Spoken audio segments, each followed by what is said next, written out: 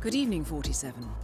Your destination is the Paris Fashion Show by Sanguine, one of Europe's leading couture brands. Your targets are Sanguine owner Viktor Novikov, a former oligarch turned fashion mogul, and his partner Dalia Margolis, a retired supermodel, an iconic power couple on the global fashion scene and two of the most dangerous people in the world. Novikov and Margolis are in fact the ringleaders of Iago, an enigmatic spy ring that deals in the global elite's most valuable secrets.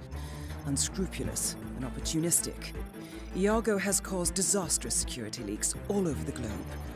When Crimean separatists caused a deadly meltdown at the Odessa nuclear power plant, Iago gave them access to the plant's security network. And when the Delgado drug cartel shot down the plane of President Hernandez and his family, Iago provided the classified flight plans. Now Novikov and Margolis have obtained a knock list of British undercover agents, which they plan to sell at a secret Iago auction during the Sanguine show. So our client, MI6, need us to stop the ringleaders before the knock list ends up in the wrong hands. The Sanguine show will be swarming with security, and Viktor Novikov will be the focus of everyone's attention. But despite his posturing, he is merely the money man. The real target is Dalia Margolis. Beautiful and brilliant, she is a master manipulator and the true brains behind Iago. Two targets, a highly public event. At first glance, an impossible task. Then again, I do know how you love a challenge. I will leave you to prepare. 47. Your destination is the coastal town of Sapienza, also known as the Jewel of the Amalfi Coast.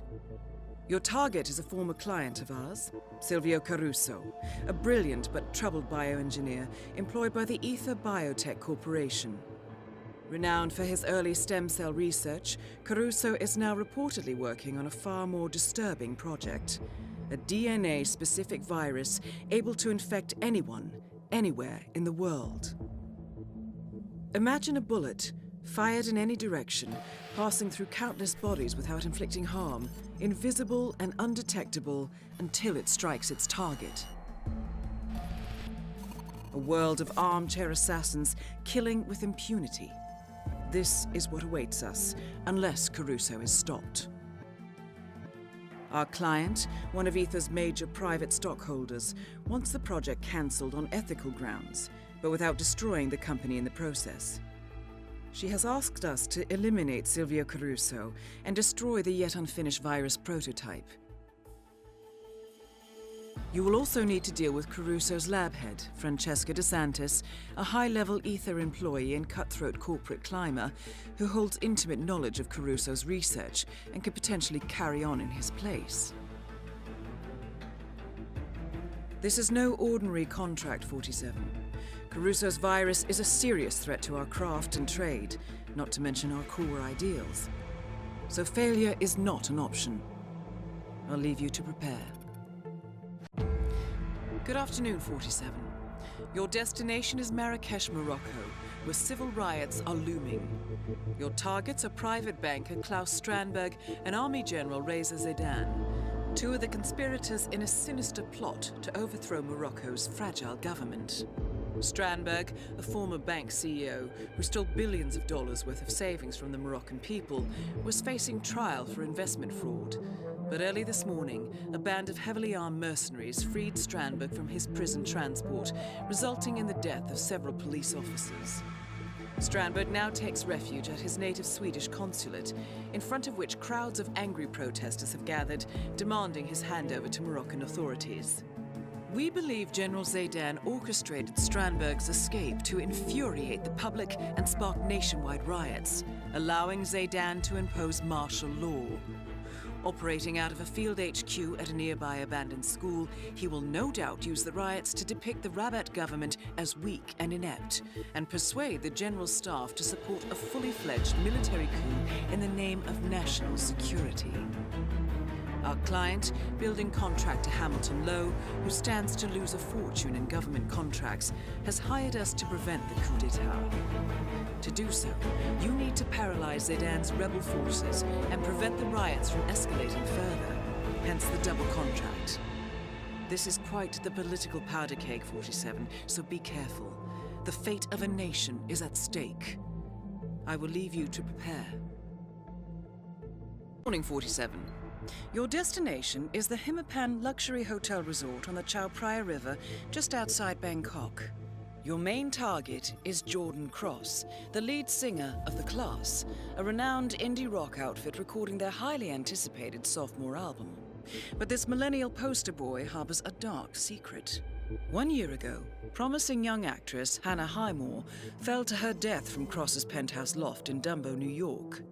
According to the police, Miss Highmore's death was a tragic accident, but her parents remain unconvinced. They firmly believe that Cross murdered Hannah and only escaped justice due to the power and influence of his father, billionaire media mogul Thomas Cross.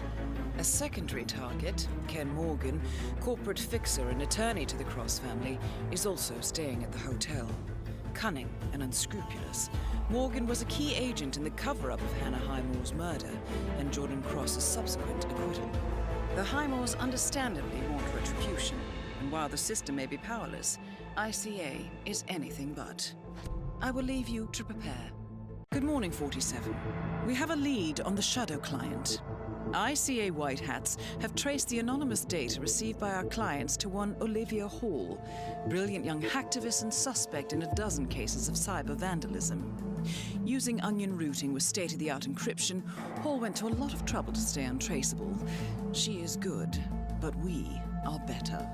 Her digital trail has led us to a remote farm in Colorado, where satellite footage has revealed what appears to be the training camp for a private militia, led by an already registered target, Sean Rose, Australian environmental terrorist and explosives expert wanted for a series of public bombings.